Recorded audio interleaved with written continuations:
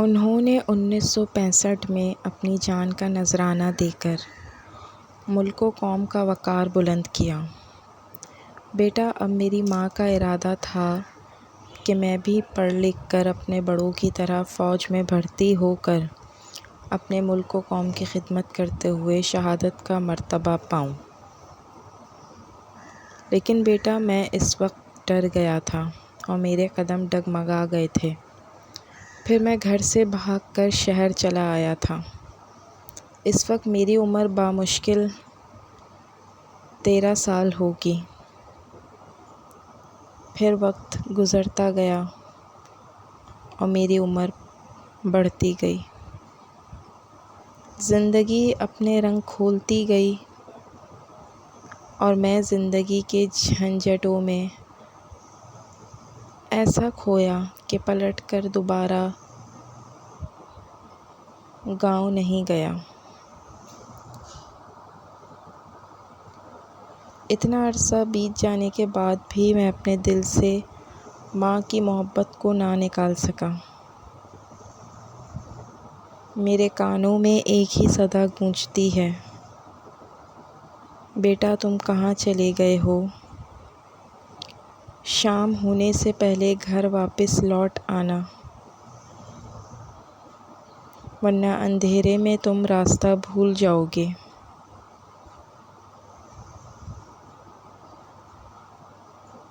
بے چین کی ایک چھوٹی سی بھول نے بچپن کی ایک چھوٹی سی بھول نے مجھے اپنی جنت سے کوسوں دور کر دیا۔ ماں کے قدموں کو چھونے کی آرزو ہمیشہ دل میں رہ گئی۔ بیٹا، زندگی تو موت کی امانت ہے اور اس وقت میں نہیں جانتا تھا۔ شہید جب ملک و ملت کے لیے اپنی جان کا نذرانہ پیش کرتا ہے تو پوری قوم کا سر فخر سے بلند ہو جاتا ہے، کیونکہ شہید کی جو موت ہے وہ قوم کی حیات ہے۔ آج ہم اپنے خون کو پہچاننے سے انکار ہے۔ کاش کہ میں دنیا کو بتا سکتا کہ میری ماں پر لگایا گیا الزام بے بنیاد اور غلط ہے، اور میں ان شہیدوں کی اولاد میں سے ہوں جنہوں نے اس وطن کو حاصل کرنے کے لیے اپنا سب کچھ قربان کر دیا تھا۔ پہلے ابا، پھر بھیا اور اب ماں نے بھی اس پاک مٹی کے لیے اپنی جان کا نذرانہ دے کر اسے زرخیز کیا ہے۔ باتوں کا سلسلہ ابھی جاری تھا۔ ابا کے آنسو تھمنے کا نام ہی نہیں لے رہے تھے۔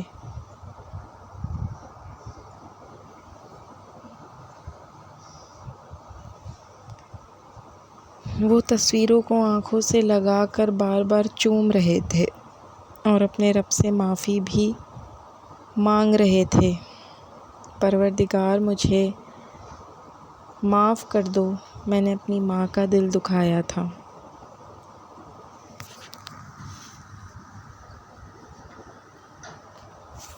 شاہ زیب نے ابا کے آنسو پونچھ کر انہیں تسلی دی اور کہا، اللہ تو بڑا غفور الرحیم ہے، وہ اپنے بندوں سے بہت پیار کرتا ہے۔ ابا جان، اگر آپ نے سچے دل سے توبہ کر لی ہے تو وہ ضرور آپ کو معاف کر دے گا، کیونکہ وہ تو ہماری نیتوں کو جانتا ہے۔ اس کے بعد شاہ زیب نے اپنے بڑوں کی تصویریں سامنے رکھ کر وعدہ کیا کہ میں بڑا ہو کر اپنے دادا اور تایا کی طرح فوج میں بھرتی ہو کر ملک و قوم کی خدمت کروں گا۔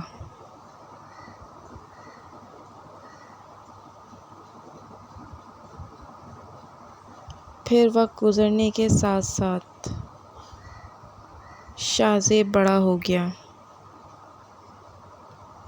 اور اسے فوج کی نوکری مل گئی۔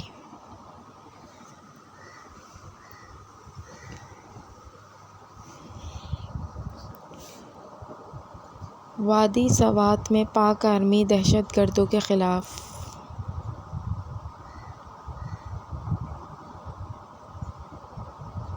آپریشن کر رہی تھی۔ شاہ زیب اپنی ٹریننگ مکمل کر چکا تھا۔ اسے ایک فوجی دستے کے ساتھ وادی سوات روانہ کر دیا گیا۔ ایک رات چوکی پر دہشت گردوں نے حملہ کر دیا۔ پاک آرمی کے جوانوں نے اس حملے کا بھرپور جواب دیا اور دشمن کے حملے کو پسپا کر کے رکھ دیا، جس سے دشمن کا کافی نقصان ہوا۔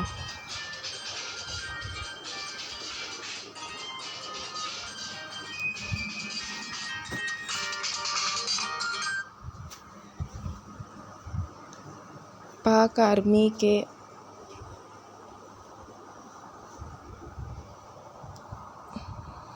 ان جوانوں میں سب سے آگے شاہ زیب تھا۔ حب الوطنی اور حصول شہادت کی خاطر وہ خوب جذبے سے لڑ رہا تھا۔ تمام دہشت گرد مر تو گئے مگر اس فائرنگ کے نتیجے میں 2-3 سپاہی زخمی ہوئے اور ایک گولی شاہ زیب کی ٹانگوں پر آ لگی، مگر وہ جوان مردی کے ساتھ دشمن کا مقابلہ کرتا رہا، جس کے نتیجے میں اس کی دونوں ٹانگیں ضائع ہو گئیں۔ علاج کے بعد فوج نے اسے ریٹائر کر دیا۔ اب اس کے پاس وقت ہی وقت تھا اور سماجی کاموں میں دلچسپی لینے لگا تھا۔ اب اس کے دل میں شدید خواہش تھی کہ وہ دوسروں کے لیے کچھ کرے۔ پھر شاہ زیب نے اپنے دادا کی طرف سے سرکار سے انعام میں ملنے والی زمینوں پر دینی مدرسہ، اسکول، بچوں کے لیے پلے گراؤنڈ، ہسپتال اور ایک اولڈ ہاؤس بھی بنا دیا۔ اس اولڈ ہاؤس میں ملک کے گوشے گوشے سے بے سہارا لاوارث لوگوں کو یہاں لا کر زندگی کی ہر سہولت مفت دی جاتی تھی۔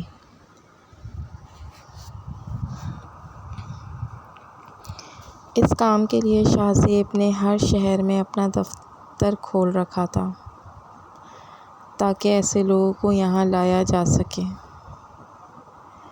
جن کا دنیا میں خدا کے سوا کوئی اور سہارا نہ تھا۔ شاہ زیب نے عمر کے آخری ایام میں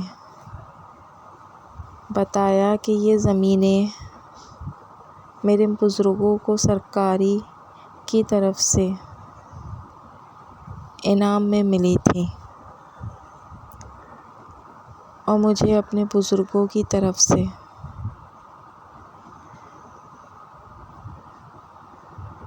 میں نے اپنے بزرگوں کی امانت کا صحیح استعمال کر کے اپنا فرض پورا کر دیا، یا پھر آپ یوں سمجھیں کہ سرکار کی دی ہوئی زمینیں سرکار کو ہی لوٹا دیں۔ سچ ہے کہ جو لوگ سچے دل سے زندگی میں کچھ کرنے کا ارادہ کرتے ہیں، پھر وہی لوگ دنیا کے لیے ایک دن روشن مثال بن جاتے ہیں۔ اگر آپ کو ہماری کہانی پسند آئی ہے تو زیادہ سے زیادہ لائک کریں، شیئر کریں، کامنٹس کیجیے اور ہمارے چینل کو مسٹ سبسکرائب کریں۔ اگلی کہانی میں پھر ملتے ہیں، جب تک کے لیے اللہ حافظ۔